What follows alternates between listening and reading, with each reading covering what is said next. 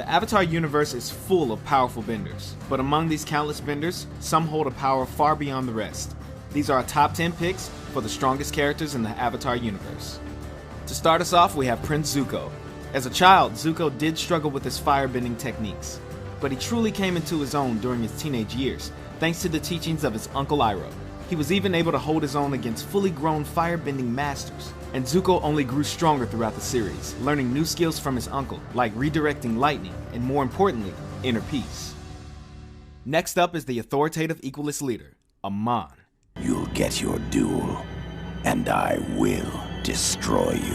At first, Amon may seem to have a major disadvantage when he claims he's not a bender. Amon is, however, an expert in hand-to-hand combat. He is so skilled, he is known to neutralize expert benders using no bending himself. Despite this skill, Amon is also secretly a highly trained waterbender. The few times we see him waterbend, he uses rather advanced techniques, but his strongest skill of all is the rare yet powerful waterbending technique, bloodbending.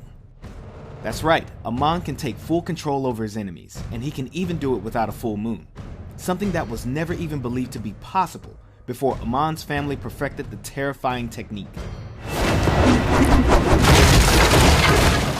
Next on our list is the tyrannical leader himself, Fire Lord Ozai. For the majority of the series, he remained more of an ominous mystery, a looming threat whose power came more from the fear of the unknown than his actual abilities. But when we finally did get to see Ozai in action, he proved that his power came from much more than fear. The Fire Lord had an intense and wild style of firebending, fueled by anger and hate.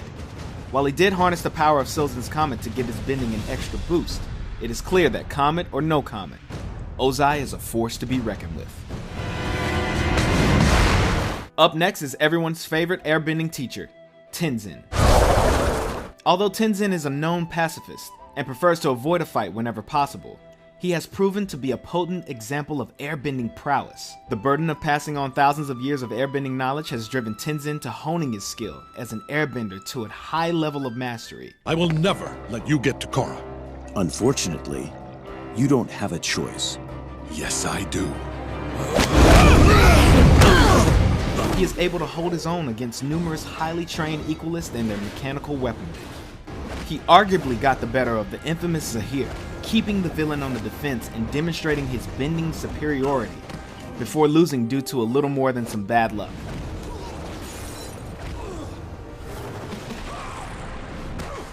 All in all, we think Tenzin could easily take Zahir in a fair fight. Strength seems to run in the family because our next entry is Tenzin's mother, Katara. Oh, great. You again. Yeah, I didn't think so. From the very beginning, Katara's sheer determination to hone her waterbending skills, even without a teacher, was a demonstration of great strength.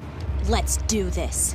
From that determination, we saw Katara grow as a bender throughout the series, collecting skills like state changing, healing, and even bloodbending. Her waterbending expertise, coupled with her ingenuity, gave her a significant advantage as she found clever and unique ways to put her waterbending to use.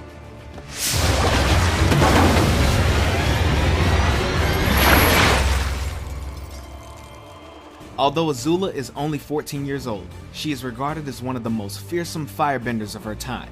After mastering the basics of firebending at a very young age, her flames held such an intense heat that they developed a signature blue color.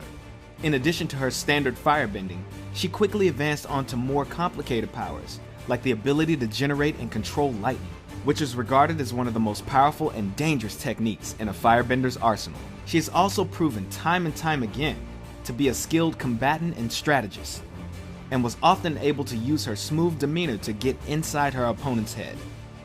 Azula's cold and relentless personality added to her immense physical power that made her a fierce leader, as well as a frighteningly dangerous foe to any who would dare cross her.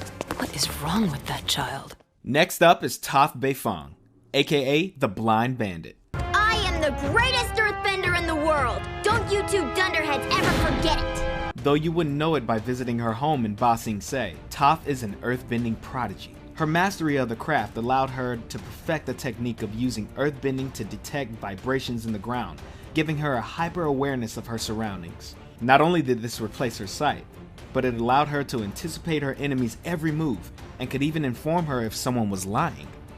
He's not lying. How can you tell? I can feel his breathing and heartbeat. When people lie, there's a physical reaction. He's telling the truth. And we haven't even scratched the surface. Toph is able to use her earthbending for countless applications, whether it's to protect her allies, immobilize her enemies, or even mobilize herself. Toph has a skill for almost any situation. Need a ride?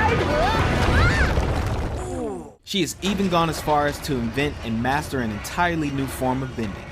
Have I ever mentioned how sweet it is that you invented metal bending? You could stand to mention it more.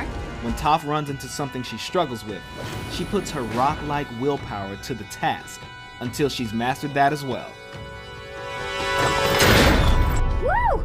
Toph, you rule. Don't let his good nature fool you, because beneath Iroh's optimism and wisdom comes a raw power that only experience can bring. As one of the few firebenders of his time that understood how to firebend without resorting to anger, Iroh had a high level of mastery over the art.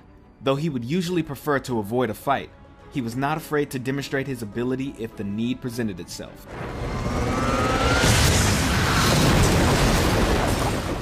In addition to his skill in firebending, he was also knowledgeable in the other forms of bending, and even went as far as incorporating techniques he learned from waterbenders. And as if that's not enough, Iroh was also a master tactician in battle, and was even once considered the Fire Nation's top general. Centuries from now, people will study the great Admiral Zhao, who destroyed the last of the Water Tribe civilization. You're lucky you're here to see it. Be careful what you wish for, Admiral. History is not always kind to its subjects. Avatar Korra showed she was capable of the basics when she was a little more than a toddler. I'm the Avatar! You gotta deal with it! By the time she was 17, she had mastered 3 out of the 4 elements and even showed immense skill in fighting while switching between bending styles.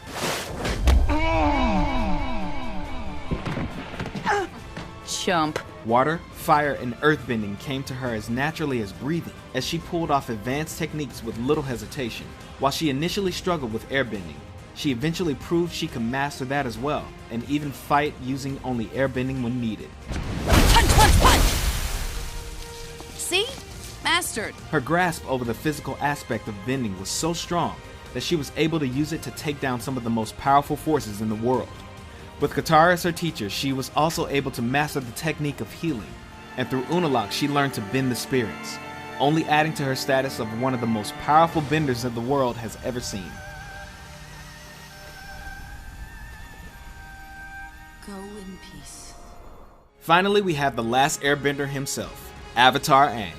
Before Aang even knew he was the Avatar, he was an airbending prodigy, reaching the rank of master by the young age of 12, making him the youngest airbending master in history.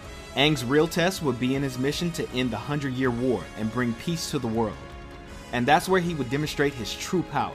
When Aang began his journey, he only knew how to airbend, and had less than a year to learn and master the other 3 elements. While he was playful and often lighthearted, he proved to be a determined student when he focused his efforts, and became proficient in waterbending, earthbending, and firebending in record time. While he did gain a high level of expertise in the physical aspect of bending, it is in the spiritual aspect where he really excelled. Thanks to his training from the Air Nomad monks, Aang demonstrated a calmness of mind and a level of wisdom far beyond his years. This spiritual strength was only amplified after Aang's training with Guru Pratik and learned to unlock his 7 chakras. Aang was even able to learn an entirely new form of bending, energy bending. This ancient and forgotten art allowed Aang to bend the energy inside of others, and even remove their bending abilities entirely. Aang's physical and spiritual power, as well as his own unbendable spirit, were what ultimately allowed him to take down the Fire Lord and end the 100-Year War.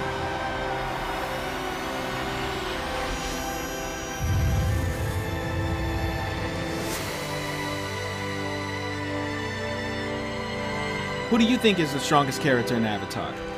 Let us know in the comments below. That lemur! He's earthbending! No, you idiot, it's the girl! Oh, of course. Nick Rewind is all about classic Nickelodeon. Want more? Like and comment below. And don't forget to subscribe to the Nick Rewind channel and hit the bell icon so you never miss a new video.